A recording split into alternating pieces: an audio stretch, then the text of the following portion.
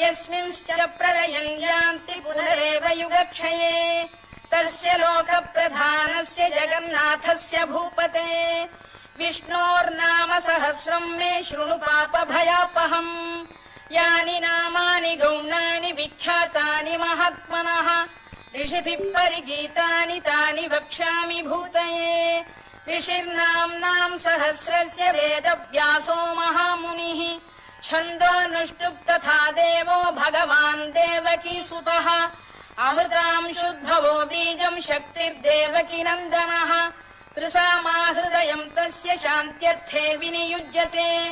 विष्णुं जिष्णुं महाविष्णुं प्रभविष्णुं महेश्वरम् अनेकरूपदैत्यान्तं नमामि पुरुषोत्तमम् अस्य श्रीविष्णोर्दिव्यसहस्रनामस्तोत्रमहामन्त्रस्य श्रीवेदव्यासो भगवान् ऋषिः अनुष्टुप्छन्दः श्रीमहाविष्णुः परमात्मा श्रीमन्नारायणो देवता अमृतांशुद्भवो भानुरिति बीजम् देवकी नन्दन श्रेष्ठेति शक्तिः उद्भवः क्षोभणो देव इति परमो मन्त्रः शङ्खबृन्नन्दकी चक्रीति कीलकम् शार्ङ्गधन्वा गदाधर इत्यस्त्रम् रथाङ्गपाणिरक्षोभ्य इति नेत्रम् त्रिसामासामगः सामेति कवचम् आनन्दम् परब्रह्मेति योनिः ऋतुः सुदर्शनकाल इति दिग्बन्धः श्रीविश्वरूप इति ध्यानम् श्रीमहाविष्णुप्रीत्यर्थे सहस्रनाम जपे विनियोगः ध्यानम् क्षीरोदन्वत्प्रदेशे शुचिमणिविलसत्सैकते मौक्तिकानाम् माला क्लुप्तासनस्थस्फटिकमणिनिभैर्मौक्तिकैर्मण्डिताङ्गः शुभ्रैरभ्रैरदभ्रैरुपरि विरचितैर्मुक्तपीयूषवर्षैः आनन्दीन पुनीयादरिनलिन गदा शङ्खपाणिर्मुकुन्दः भूः पादौ यस्य नाभिर्वियदसुरनिलश्चन्द्रसूर्यौ च नेत्रे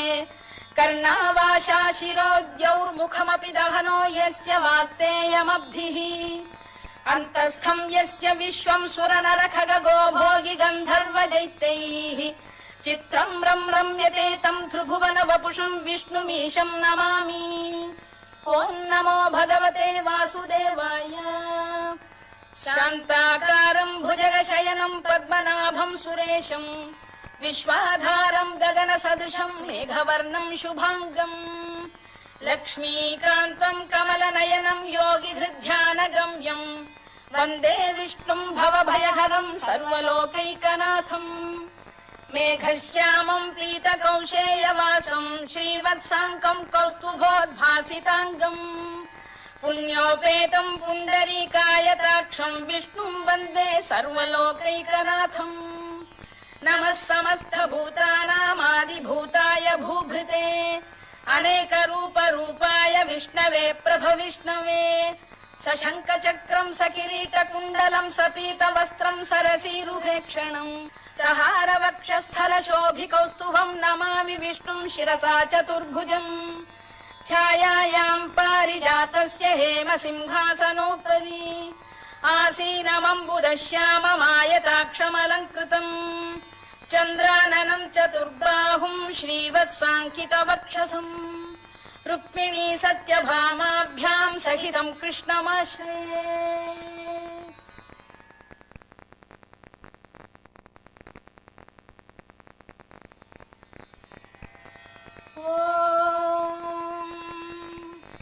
विश्वं विष्णुर्वषत्कारो भूतभव्य भवत्प्रभुः भूतकृद्भूतभृद्भावो भूतात्मा भूतभावनः भूतात्मा परमात्मा च मुक्तानां परमागतिः अव्ययः पुरुषः साक्षी क्षेत्रज्ञोऽक्षर एव च योगो योगविदां नेता प्रधानपुरुषेश्वरः नारसिंहवपुः श्रीमान् केशवः पुरुषोत्तमः सर्वः सर्वः शिवस्थाणुर्भूतादिर्निधिरव्ययः सम्भवो भावनो भर्ता प्रभवः प्रभुरीश्वरः स्वयंभूः शम्भुरादित्यः पुष्कराक्षो महास्वनः अनादिनिधनो धाता विधाता धातुरुत्तमः अप्रमेयो ऋषिकेशः पद्मनाभो मर विश्वकर्मा मनुस्पष्टा स्थविष्ठस्थविरो ध्रुवः अग्राह्यः शाश्वत कृष्णो लोहिताक्ष प्रदर्दनः प्रभूतस्त्रिककुब्धाम पवित्रम् मङ्गलम् परम् ईशान प्राणद प्राणो ज्येष्ठ श्रेष्ठ प्रजापतिः हिरण्यगर्भो भूगर्भो माधवो मधुसूदनः ईश्वरो विक्रमी धन्वी मेधावी विक्रमक्रमः अनुत्तमो दुराधर्ष कृतज्ञ कृतिरात्मवान् सुरेश शरणं शर्म विश्वरेता प्रजाभवः अधः संवत्सरो व्याल प्रत्ययः सर्वदर्शनः अजः सर्वेश्वरः सिद्धः सिद्धिः सर्वादिरच्युतः वृषाकपिरमेयात्मा सर्वयोग विनिसृतः वसुर्वसुमनः सत्यः समात्मा संमितः समः अमोघ पुण्डरीकाक्षो वृषकर्मा वृषाकृतिः रुद्रो बहुशिरा बभ्रुर्विश्वयोनिः शुचिश्रवाः अमृतः शाश्वतस्थाणुर्वरारोहो महातपाः सर्वगः सर्वविद्भानुर्विश्वक्सेनो जनार्दनः वेदो वेदविदव्यङ्गो वेदाङ्गो वेदवित्कविः लोकाध्यक्षः सुराध्यक्षो धर्माध्यक्ष कृताकृतः चतुरात्मा चतुर्व्यूहश्चतुर्दंष्टश्चतुर्भुजः भ्राजिष्णुर्भोजनम् भोक्ता सहिष्णुर्जगदादिजः अनघो विजयो जेता विश्वयोनिः पुनर्वसुः उपेन्द्रो वामनः प्रांशुरमोघः शुचिरूर्जितः अतीन्द्रः सङ्ग्रहः सर्गो धृतात्मा नियमो यमः वेद्यो वैद्यः सदा योगी वीरः माधवो मधुः अतीन्द्रियो महामायो महोत्साहो महाबलः महाबुद्धिर्महावीर्यो महाशक्तिर्महाद्युतिः अनिर्देश्य वपुः श्रीमान् अमे आत्मा महादृधृत् महेश्वासो महीभर्ता श्रीनिवासः सताङ्गतिः अनिरुद्धः सुरानन्दो गोविन्दो गोविदाम्पतिः मरीचिर्दमनो हंसः सुपर्णो भुजगोत्तमः हिरण्यनाभः सुतपाः पद्मनाभः प्रजापतिः अमृत्युः सर्वदृक्सिंहः सन्धाता सन्धिमान् स्थिरः अजो दुर्मर्षणः शास्ता विश्रुतात्मा सुरारिः गुरुर्गुरुतमो धाम सत्यः सत्यपराक्रमः निमिषो निमिषस्रग्वी वाचस्पतिरुदारधीः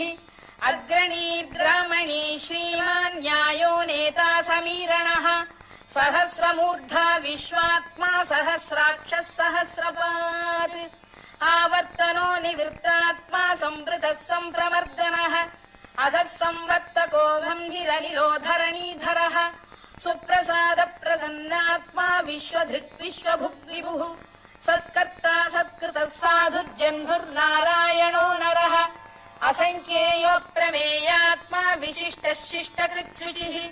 सिद्धार्थ सिद्ध संकल्पः सिद्धिदः सिद्धिसाधनः वृषाही वृषभो विष्णुर्वृषपर्वा वृषोदरः वर्धनो वर्धमानश्च विविक्तः श्रुतिसागरः सुभुजो दुर्धरो वाग्मी महेन्द्रो वसुदो वसुः नैकरूपो बृहद्रूपः शिपिविष्टप्रकाशनः ओजस्तेजोऽब्जुदिधर प्रकाशात्मा प्रतापनः वृद्धस्पष्टाक्षरो मन्त्रश्चन्द्रांशुर्भास्करद्युतिः अमृतांशुद्भवो भानुः शशबिन्दुः सुरेश्वरः औषधम् जगतः सेतुः सत्यधर्मपराक्रमः भूतभव्य भवन्नाथ पवनः पावनो नलः कामः कामकृत्कान्तः कामः कामप्रदप्रभुः युगादिकृद्युगावर्तो नैकमायो महाशनः अदृश्यो व्यक्तरूपश्च सहस्रजिदनन्तजित् इष्टो विशिष्टः शिष्टेष्टः शिखण्डी नघुषो वृषः क्रोधः क्रोधकृत्कर्ता विश्वबाहुर्महीधरः अच्युत प्रथित प्राण प्राणदो वासवानुजः अपां निधिरधिष्ठानमप्रमत्त प्रतिष्ठितः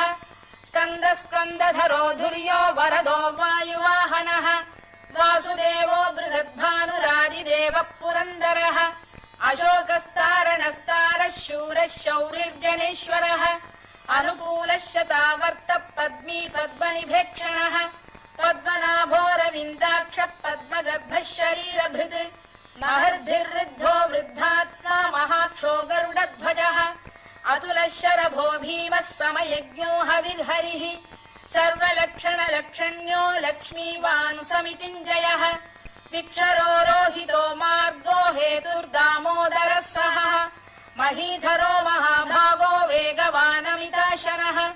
उद्भवः क्षोभणो देवः श्रीगर्भः परमेश्वरः करणम् कारणम् कर्ता विकर्ता गहनो गुहः व्यवसायो व्यवस्थानः संस्थानस्थानदो ध्रुवः परद्धिः परमस्पष्टस्तुष्टः पुष्टः शुभेक्षणः रामो विरामो विरतो मार्गो नेयो नयोनयः वीरः शक्तिमताम् श्रेष्ठो धर्मो धर्मविदुत्तमः वैकुण्ठः पुरुष प्राण प्राणद प्रणवपृतुः हिरण्यगर्भः शत्रुघ्नो व्याप्तो वायुरभोक्षजः ऋतुः सुदर्शनकालः परमेष्ठी परिग्रहः उग्रः संवत्सरो दक्षो विश्रामो विश्वदक्षिणः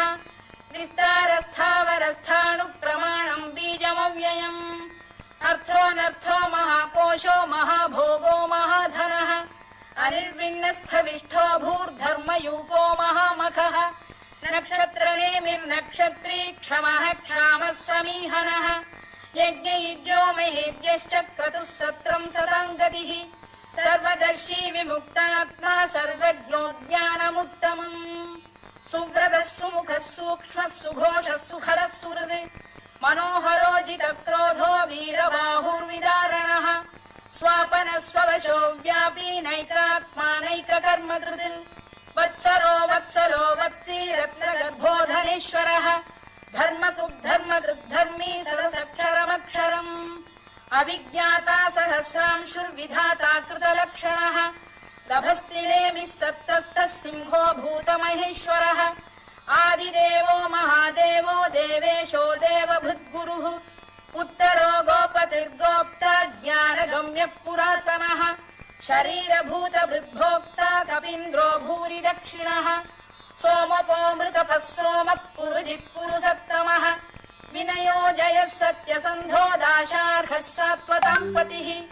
जीवो विनयिता साक्षी मुकुन्दो मितविक्रमः अम्भोनिधिरनन्तात्मा महोदधिशयोऽन्तकः अजो महार्घः स्वाभाव्यो जिता मित्रप्रमोदनः आनन्दो नन्दनो नन्दः सत्यधर्मात्रिविक्रमः महर्षि कपिलाचार्य कृतज्ञो मेदिनीपतिः त्रिपदस्त्रिदशाध्यक्षो महाशृङ्गकृतान्तकृत् महावराहो गोविन्दः सुषेणः कनकाङ्गिनी गुह्यो गभीरो गहनो गुप्तश्चक्रगदाधरः वेधास्वाङ्गो जितकृष्णो दृढः सङ्कर्षणोच्युतः वरुणो वारुणो वृक्षः पुष्कराक्षो महामनाः भगवान् बलहानन्दी वनमाली हलायुधः आदित्यो ज्योतिरादित्यः सहिष्णुर्गतिसत्तमः सुधन्वाखण्ड परशुर्दारुणो द्रविणप्रदः दिवस्पृक् सर्वदृक्व्यासो वाचस्पतिरयो निजः त्रिसामासामगः साम निर्वाणम् भेषजम् भिषज सन्न्यासकृच्छमः शान्तो निष्ठा शान्तिपरायणम् शुभाङ्गः शान्तिदः स्रष्टा कुमुदः कुवलेशयः गोहितो गोपतिर्गोप्ता वृषभाक्षो वृषप्रियः अनिवर्ती निवृत्तात्मा संक्षेप्ताक्षेमकृत् शिवः श्रीवत्सवक्षः श्रीवासः श्रीपतिः श्रीमताम्बरः श्रीरः श्रीशः श्रीनिवासः श्रीनिधिः श्रीविभावनः श्रीधर श्रीकर श्रेयः श्रीमान् लोकत्रयाश्रयः स्वक्षः स्वङ्गः शतानन्दो नन्दिर्ज्योतिर्गणेश्वरः विजितात्मा विधेयात्मा सत्कीर्तिश्छिन्न संशयः उदीर्णः सर्वतश्चक्षुरनीशः शाश्वतः स्थिरः भूषयो भूषणो भूतिर्विशोकः शोकनाशनः अर्चिष्मानर्चितः कुम्भो विशुद्धात्मा विशोधनः अनिरुद्धो प्रतिरथ प्रद्युम्नो मितविक्रमः कालनेमिनिः वीरः शौरिः शूरजनेश्वरः त्रिलोकात्मा त्रिलोकेशः केशवः केशिहा हरिः कामदेवः कामपालः कामी कान्तकृतागमः अनिर्देश्य वपुर्विष्णुर्वीरोऽनन्तो धनञ्जयः ब्रह्मण्यो ब्रह्मकृद्ब्रह्मा ब्रह्म ब्रह्मविवर्धनः ब्रह्मविब्राह्मणो ब्रह्मी ब्रह्मज्ञो ब्राह्मणप्रियः महाक्रमो महाकर्मा महातेजा महोरगः महाक्रतुर्महायज्वा महायज्ञो महाहविः स्तव्यस्तव प्रियस्तोत्रम् स्तुतिस्तोतारण प्रियः पूर्णः पूरयिता पुण्यः पुण्यकीर्तिरनामयः मनोजवस्तीर्थकरो वसुरेता वसुप्रदः वसुप्रदो वासुदेवो वसुर्वसुमनाहविः सद्गतिः सत्कृतिः सत्ता सद्भूतिः सत्परायणः शूरसेनो यदुश्रेष्ठः सन्निवासः सुयामुनः भूतावासो वासुदेवः सर्वासु निलयो नलः दर्पः दर्पदो दृप्तो दुर्धरोऽथापराजितः विश्वमूर्तिर्महामूर्तिर्दीप्तमूर्तिरमूर्तिमान् अनेकमूर्तिरव्यक्तः शतमूर्तिः शताननः एकोनैकः स वक्क किम् यत्तत्पदमनुत्तमम् लोकबन्धुर्लोकनाथो माधवो भक्तवत्सलः सुवर्णवर्णो हेमाङ्गो वराङ्गश्चन्दनाङ्गदी वीरः विषमः शून्यो घृताशीरचरश्चलः अमानी मानदो मान्यो लोकस्वामी त्रिलोकधृत् सुमेधा मेधजो धन्यः सत्यमेधाधराधरः तेजो वृषोद्युतिधरः सर्वशस्त्रभृताम्बरः प्रग्रहो निग्रहो व्यग्रो नैकशृङ्गो गदाग्रजः चतुर्मूर्तिश्चतुर्बाहुश्चतुर्व्यूहश्चतुर्गतिः चतुरात्मा चतुर्भावश्चतुर्वेदविदेकपात् समावर्तो निवृत्तात्मा दुर्जयो दुरतिक्रमः दुर्लभो दुर्गमो दुर्गो दुरावासो दुरारिः शुभाङ्गो लोकसारङ्गः सुतन्तुस्तन्तु वर्धनः इन्द्रकर्मा महाकर्मा कृतकर्मा कृतागमः उद्भवः सुन्दरः सुन्दो रत्ननाभः सुलोचनः अर्को वाजसनः शृङ्गी जयन्तः सर्वविजयी सुवर्णबिन्दुरक्षोभ्यः सर्ववागीश्वरेश्वरः महाह्रदो महागर्तो महाभूतो महानिधिः कुमुदकुन्दरकुन्द पर्जन्यः पावनो निलः अमृताशोऽमृतवपुः सर्वज्ञः सर्वतोमुखः सुलभः सुव्रतः सिद्धः शत्रुजिच्छत्रुतापनः न्यग्रोधोदुम्बरोष्टश्चाणूरान्ध्रैषूदनः सहस्रार्चिः सप्तजिह्वः सप्तैधा सप्तवाहनः अमूर्तिरनघोचिन्त्यो भयकृद्भयनाशनः अणुबृहत्कृशस्थूलो गुणभिर्निर्गुणो महान् अधृतस्वधृतस्वास्य प्राग्वंशो वंशवर्धनः भारभृत्कथितो योगी योगीशः सर्वकामदः आश्रमश्रमणः क्षामः सुपर्णो वायुवाहनः धनुर्धरो धनुर्वेदो दण्डो दमयिता दमः अपराजितः सर्वसहो नियन्ता नियमो यमः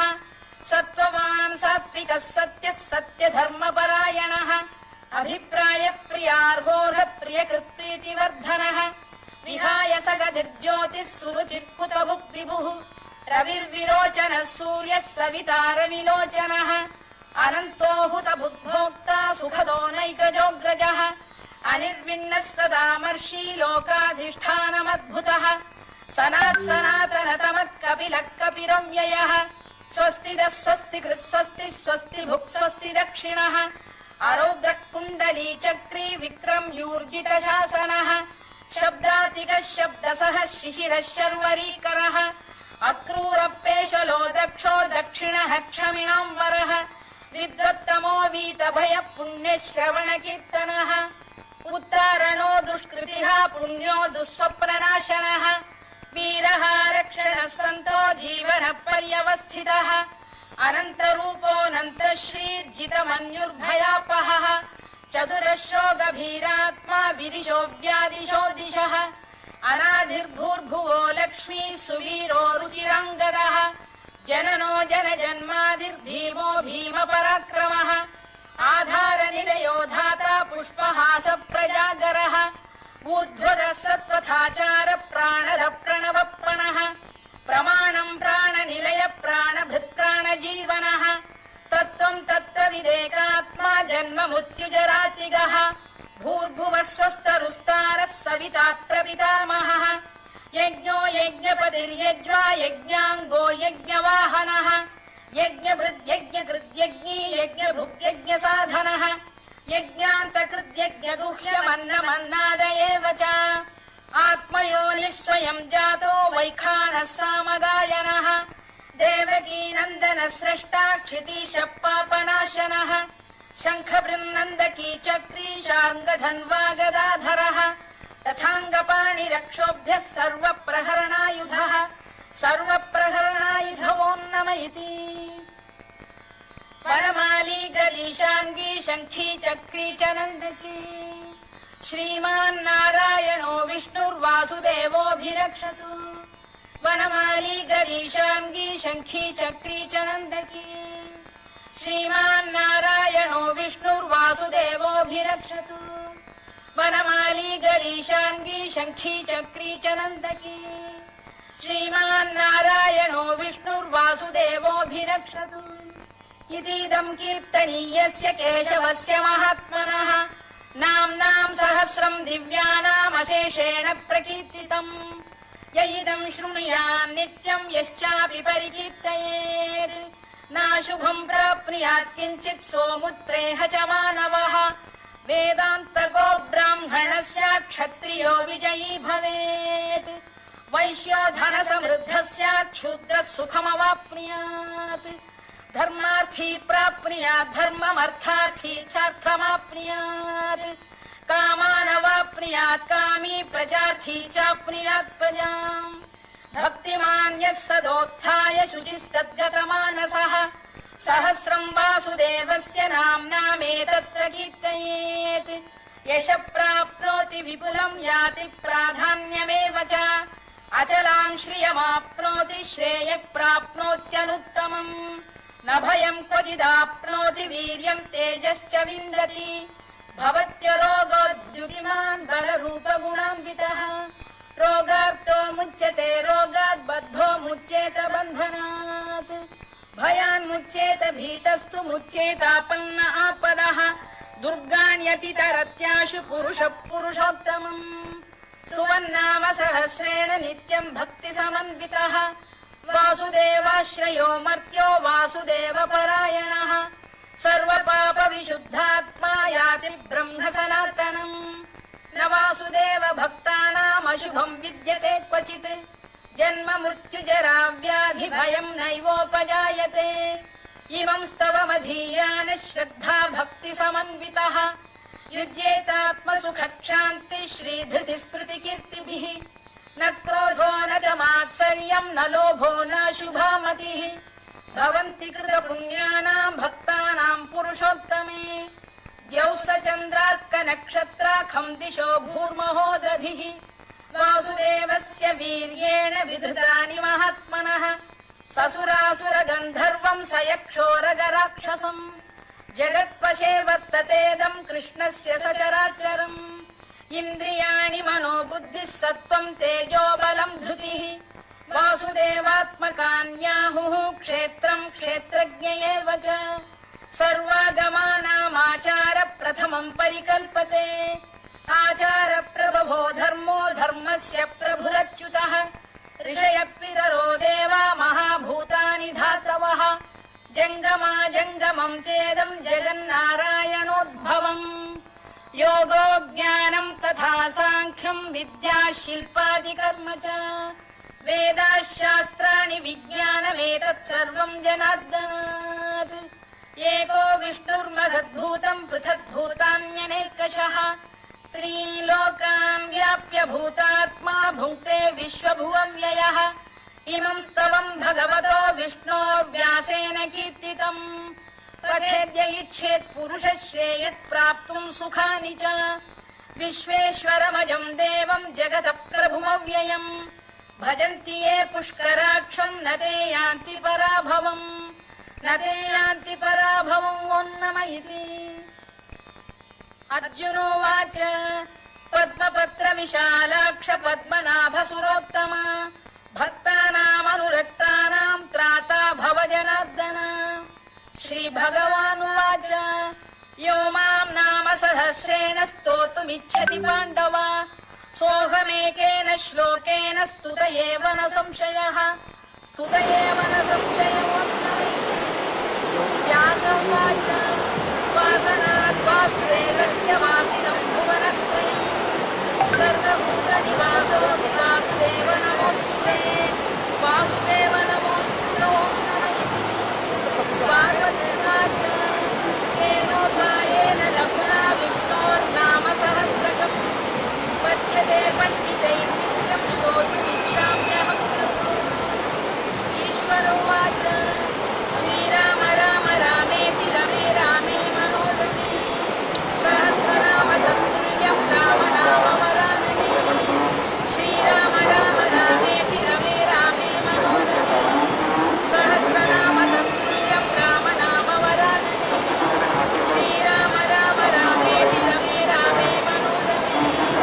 सहस्रनाम तत्तुल्यं राम नाम वरानने राम नाम वरानने ब्रह्मोवाच नमोऽस्त्वनन्ताय सहस्रमूर्तये सहस्रपादाख्य शिरोमणिवाक्ये सहस्रनाम्ने पुरुषाय शाश्वते सहस्रकोटियुगधारिणे नमः सहस्रकोटियुगधारिणे नमो नमः सञ्जय उवाच यत्र योगेश्वर कृष्णो यत्र पार्थो धनुर्धरः तत्र श्रीविजयो भूति ध्रुवाणि निर्मतिर्भुवान् श्रीभगवानुवाच अनन्याश्चिन्तयन्तो माये जनाः पर्युपासते तेषां नित्याभियुक्तानां योगक्षेमम् अहम्यहम् परित्राणाय साधूनां विनाशाय च दुष्कृतां धर्मसंस्थापनार्थाय सम्भवामि युगे मात्रा विषण्णाश्चिचिराक्षपिता घोरेषु च व्याधिषु बद्धमानाः संदीप्य नारायणशब्दमात्रं विमुक्तदुःखास्मिनो भवन्तु कायेन वाचा मनसेन्द्रियैर्वा बुद्ध्यात्मना वा प्रकृते स्वभावात्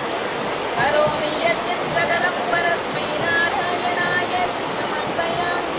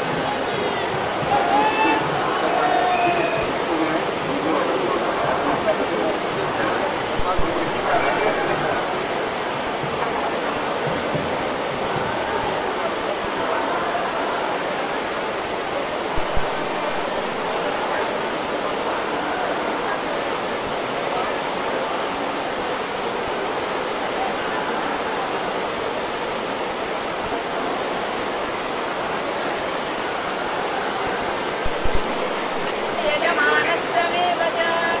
अनादिनिधनं विष्णुं सर्वलोकमहेश्वरं लोकाध्यक्षं स्तुवन् नित्यं सर्वदुःखादितो भवेत् ब्रह्मण्यं सर्वधर्मज्ञं लोकानां कीर्तिवर्धनं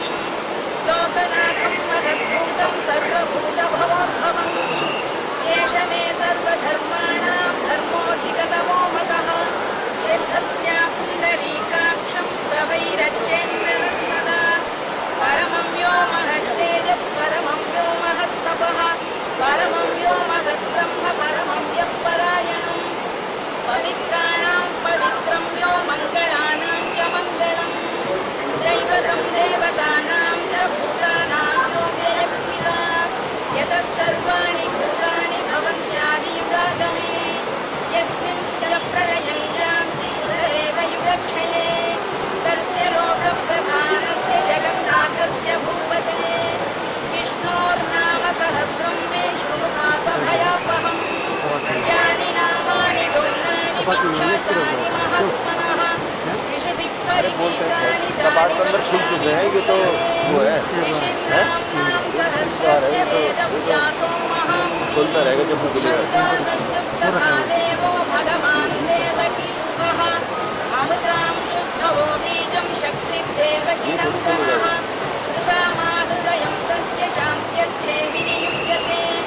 विष्णुं जिष्णुं महाविष्णुं प्रभविष्णुं महेश्वरम् अनेकरूपदैत्यान्तं नमामि पुरुषोत्तमम् अस्य श्रीविष्णोर्दिव्यसहस्रनामस्तोत्रमहामन्त्रस्य श्रीवेदव्यासो भगवान् ऋषिः अनुच्छन्दः श्रीमहाविष्णुः परमात्मा श्रीमन्नारायणो देवता अमृतां शुद्धवो भानुरुतिबीजं देवकी नन्दनश्रेष्ठेति शक्तिः उद्भवः क्षोभणो देव इति परमो मन्त्रः शङ्खवृन्नन्दकी चक्रीति कीलकम् शान्तघन्वा गदाधर इत्यस्त्रम् कथान्तपाणिरक्षोभ्य इति नेत्रम् रसामासामरः सामेति कवचम् आनन्दं परब्रह्मेति योनिः ऋतुसुदर्शनकाल इति ग्रन्थः श्रीविश्वरूप इति ध्यानम् श्रीमहाविष्णुप्रीत्यर्थे सहस्रनामजपे योगम् क्षीरोदन्नप्रदेशे शुचिमणिविलसत्सैकते मौक्तिका मालाकुण्डासनस्थस्फटिकमण्डितैर्मण्डिताङ्गम् तैरभ्रैरदभ्रैर्हरितैरुष्टमीक्षवर्षैः आनन्दीनं प्रियादरिमणिनगदाशङ्खपाणिर्मुक्तः पादं यस्य नाभिर्विरतस्तनिलश्चन्द्रसूत्रं चरित्रे कर्णावाशा शिरोद्यं मुखमपि दहनो यस्य वाग्देयमप्रिः अन्तस्थं यस्य विश्वं सुरनरखगतो भोगिगन्धर्वदैत्यैः चित्रं रम्यते तं त्रिभुवनवपुषं विष्णुमीशं नमामि ॐ नमो भगवते वासुदेवाय शान्ताकारं भुजगशयनं पद्मनाभं सुरेशं विश्वाधारं गगनसदृशं मेघवर्णं शुभाङ्गं लक्ष्मीकान्तं कमलनयनं योगिधृध्यानगम्यं वन्दे विष्णुं भवभयहरं सर्वलोकैकनाथम्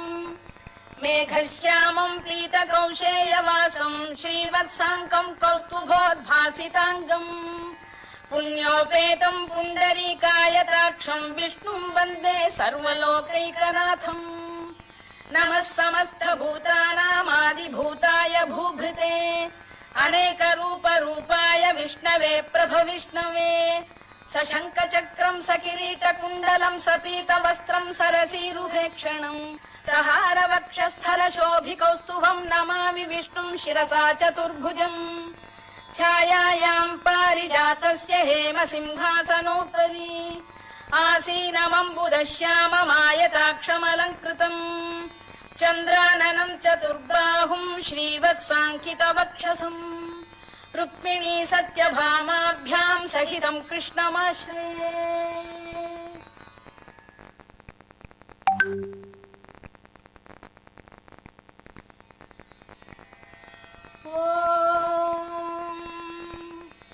विश्वं विष्णुर्वषत्कारो भूतभव्य भवत्प्रभुः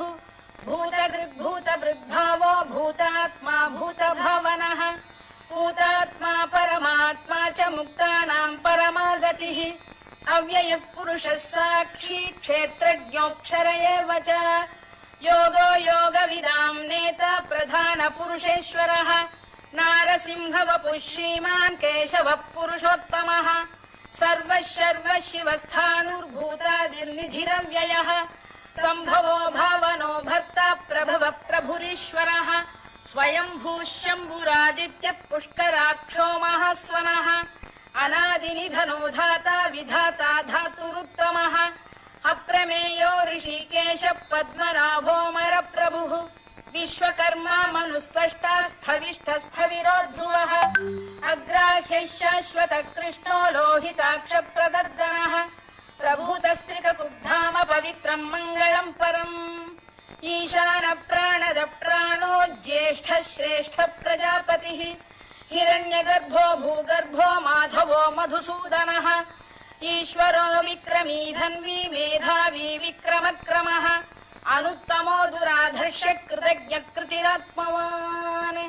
सुरेशः शरणं शर्म विश्वरेता प्रजाभवः अधः संवत्सरो व्याल प्रत्ययः सर्वदर्शनः अजः सर्वेश्वरः सिद्धः सिद्धिः सर्वादिरच्युतः वृषाकपिरमेयात्मा सर्वयोगविनिसृतः वसुर्वसुमनः सत्यः समात्मा संमितः समः अमोघः पुण्डरीकाक्षो वृषकर्मा वृषाकृतिः रुद्रो बहुशिरा बभ्रुर्विश्वयोनिः शुचिश्रवाः अमृतः शाश्वतस्थाणुर्वरारोहो महातपाः सर्वगः सर्वविद्भानुर्विश्वक्सेनो जनार्दनः वेदो वेदविदव्यङ्गो वेदाङ्गो वेदवित्कविः लोकाध्यक्षः सुराध्यक्षो धर्माध्यक्षकृताकृतः चतुरात्मा चतुर्व्यूहश्चतुर्दंष्टश्चतुर्भुजः भ्राजिष्णुर्भोजनं भोक्ता सहिष्णुर्जगदादिजः अनघो विजयो जेता विश्वयोनिः पुनर्वसुः उपेन्द्रो वामनः प्रांशुरमोघः शुचिरूर्जितः अतीन्द्रः सङ्ग्रहः सर्गो धृतात्मा नियमो यमः वेद्यो वैद्यः सदा योगी वीरः माधवो मधुः अतीन्द्रियो महामायो महोत्साहो महाबलः महाबुद्धिर्महावीर्यो महाशक्तिर्महाद्युतिः अनिर्देश्य वपुः श्रीमान् अमे आत्मा महादृधृत् महेश्वासो महीभर्ता श्रीनिवासः सताङ्गतिः अनिरुद्धः सुरानन्दो गोविन्दो गोविदाम्पतिः मरीचिर्दमनो हंसः सुपर्णो भुजगोत्तमः हिरण्यनाभः सुतपाः पद्मनाभः प्रजापतिः अमृत्युः सर्वदृक्सिंहः सन्धाता सन्धिमान् स्थिरः अजो दुर्मर्षणः शास्ता विश्रुतात्मा सुरारिः गुरुर्गुरुतमो धाम सत्यः सत्यपराक्रमः निमिषो निमिषस्रग्वी वाचस्पतिरुदारधीः अग्रणी ग्रामणी श्रीमान् न्यायो नेता समीरणः सहस्रमूर्धा विश्वात्मा सहस्राक्षः सहस्रपात् आवर्तनो निवृत्तात्मा संवृतः सम्प्रमर्दनः अधः संवर्तको वह्निरनिरोधरणीधरः सुप्रसाद प्रसन्नात्मा विश्वधृक् विश्वभुक् विभुः सत्कर्ता सत्कृतः साधुर्जह्नुर्नारायणो नरः असङ्ख्येयो प्रमेयात्मा विशिष्टः शिष्टकृच्छुचिः सिद्धार्थ सिद्ध संकल्पः सिद्धिदः सिद्धिसाधनः वृषाही वृषभो विष्णुर्वृषपर्वा वृषोदरः वर्धनो वर्धमानश्च विविक्तः श्रुतिसागरः सुभुजो दुर्धरो वाग्मी महेन्द्रो वसुदो वसुः नैकरूपो बृहद्रूपः शिपिविष्टप्रकाशनः ओजस्तेजोऽब्जुदिधर प्रकाशात्मा प्रतापनः वृद्धस्पष्टाक्षरो मन्त्रश्चन्द्रांशुर्भास्करद्युतिः अमृतांशुद्भवो भानुः शशबिन्दुः सुरेश्वरः औषधम् जगतः सेतुः सत्यधर्मपराक्रमः भूतभव्यभवन्नाथ पवनः पावनो नलः कामः कामकृत्कान्तः कामः कामप्रदप्रभुः युगादिकृद्युगावर्तो नैकमायो महाशनः अदृश्यो व्यक्तरूपश्च सहस्रजिदनन्तजित् इष्टो विशिष्टः शिष्टेष्टः शिखण्डी नघुषो वृषः क्रोधः क्रोधकृत्कर्ता विश्वबाहुर्महीधरः अच्युत प्रथित प्राण प्राणदो वासवानुजः अपां निधिरधिष्ठानमप्रमत्त प्रतिष्ठितः स्कन्द स्कन्दधरो धुर्यो वरदो वायुवाहनः वासुदेवो बृहद्भानुरादिदेवः पुरन्दरः अशोकस्तारणस्तारः शूरः शौरिर्जनेश्वरः अनुकूलः शतावर्तः पद्मी पद्मनिभेक्षणः पद्मनाभोरविन्दाक्षः पद्मगर्भः शरीरभृत् महर्धिर्वृद्धो वृद्धात्मा महाक्षो गरुडध्वजः अतुलः शरभो भीमः समयज्ञो हविर्हरिः सर्वलक्षणलक्षण्यो लक्ष्मीवान् समितिञ्जयः विक्षरो रोहितो मार्गो हेतुर्दामोदरः सहः महीधरो महाभागो वेगवानमिताशनः उद्भवः क्षोभणो देवः श्रीगर्भः परमेश्वरः करणम् कारणम् कर्ता विकर्ता गहनो गुहः व्यवसायो व्यवस्थानः संस्थानस्थानदो ध्रुवः परधिः परमस्पष्टस्तुष्टः पुष्टः शुभेक्षणः रामो विरामो विरतो मार्गो नेयो नयो नयः वीरः शक्तिमतां श्रेष्ठो धर्मो धर्मविदुत्तमः वैकुण्ठः पुरुषः प्राणः प्रणवपृतुः हिरण्यगर्भः शत्रुघ्नो व्याप्तो वायुरभोक्षजः ऋतुः सुदर्शनकालः परमेष्ठी परिग्रहः उग्रः संवत्सरो दक्षो विश्रामो विश्वदक्षिणः विस्तारस्थावरस्थाणुप्रमाणम् बीजमव्ययम् अर्थोऽनर्थो महाकोशो महाभोगो महाधनः अनिर्विण्णस्थविष्ठो भूर्धर्मयूपो महामखः नक्षत्रनेमिर्नक्षत्री क्षमः क्षामः समीहनः यज्ञयुज्यो महेज्यश्च क्रतुः सत्रम् सताम् गतिः सर्वदर्शी विमुक्तात्मा सर्वज्ञो ज्ञानमुत्तमम् सुव्रतः सुमुखः सूक्ष्मः सुघोषः सुखरः सुहृदः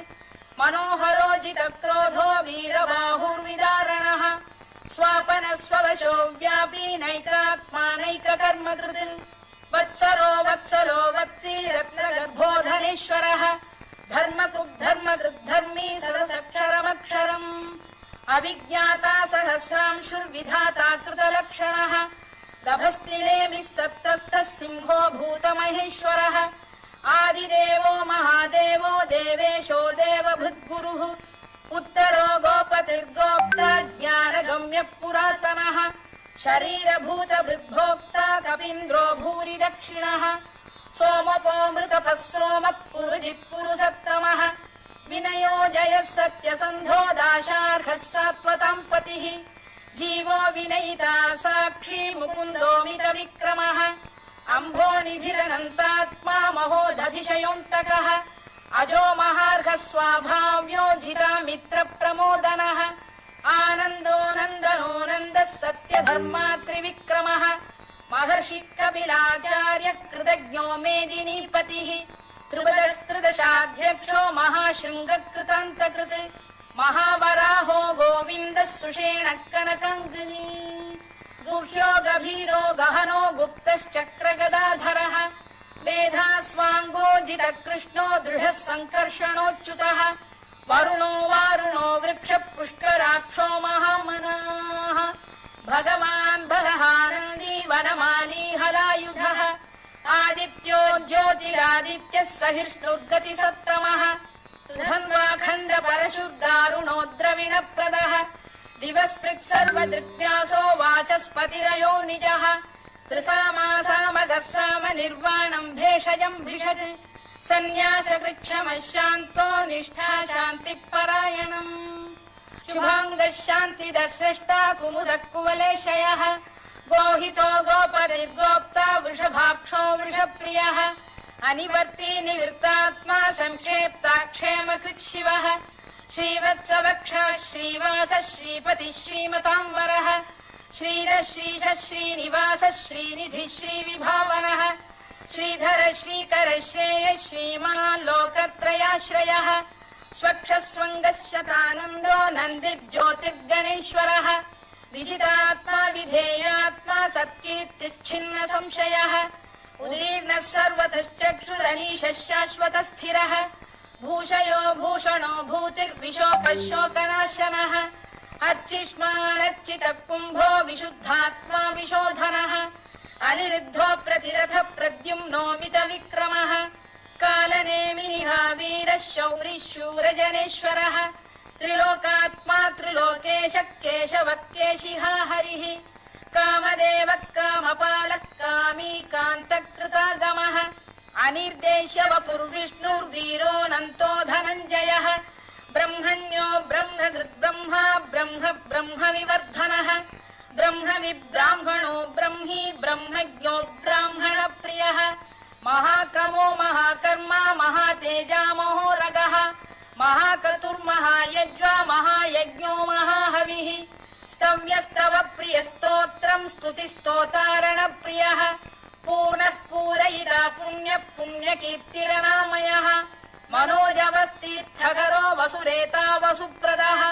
वसुप्रदो वासुदेवो वसुर् वसुमना हविः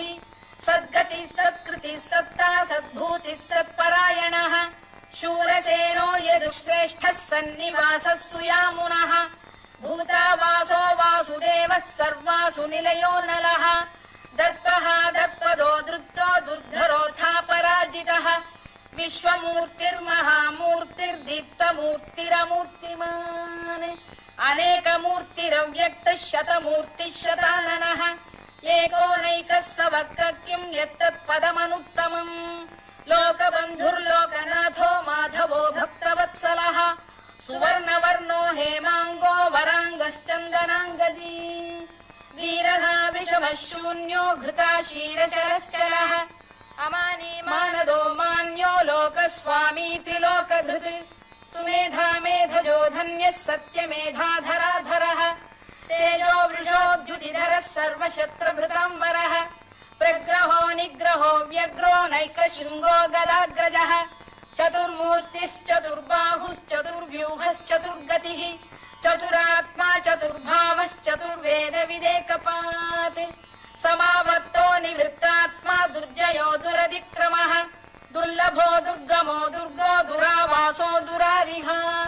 शुभाङ्गो लोकसारङ्गः सुतन्तुस्तन्तु वर्धनः इन्द्रकर्मा महाकर्मा कृतकर्मा कृतागमः उद्भवः सुन्दरः सुन्दो रत्ननाभः सुलोचनः अर्को वाजसनः शृङ्गी जयन्तः सर्वविजयी सुवर्णबिन्दुरक्षोभ्यः सर्ववागीश्वरेश्वरः महाह्रदो महागर्तो महाभूतो महानिधिः कुमुदकुन्दरकुन्दः पर्जन्यः पावनो निलः अमृताशोऽमृतवपुः सर्वज्ञः सर्वतोमुखः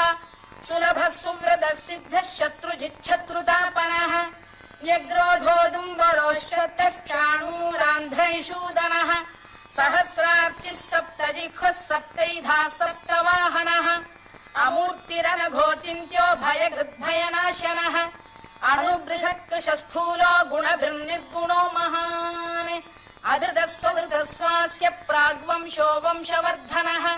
भारभृत्कथितो योगी योगीशः सर्वकामदः आश्रमश्रमणः क्षामः सुपर्णो वायुवाहनः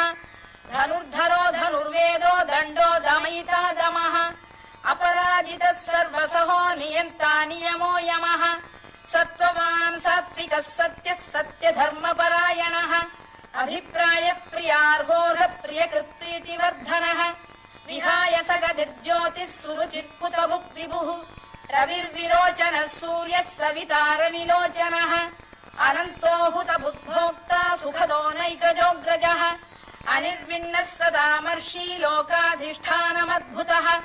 सनात्सनातनतमः कपिलः कपिरव्ययः स्वस्तिदः स्वस्तिकृत् स्वस्ति स्वस्ति भुक् स्वस्ति दक्षिणः आरोग्यः कुण्डली चक्री विक्रम यूर्जितशासनः शब्दातिकः शब्दसः शिशिरः शर्वरीकरः अक्रूरपेशलो दक्षो दक्षिणः क्षमिणाम्बरः विद्वत्तमो वीतभयः पुण्यश्रवणकीर्तनः उत्तारणो दुष्कृतिः पुण्यो दुःस्वप्ननाशनः वीरः रक्षणः सन्तो जीवनः पर्यवस्थितः अनन्तरूपोऽनन्तश्रीर्जितमन्युर्भयापहः चतुरश्रो गभीरात्मा विदिशो व्यादिशो दिशः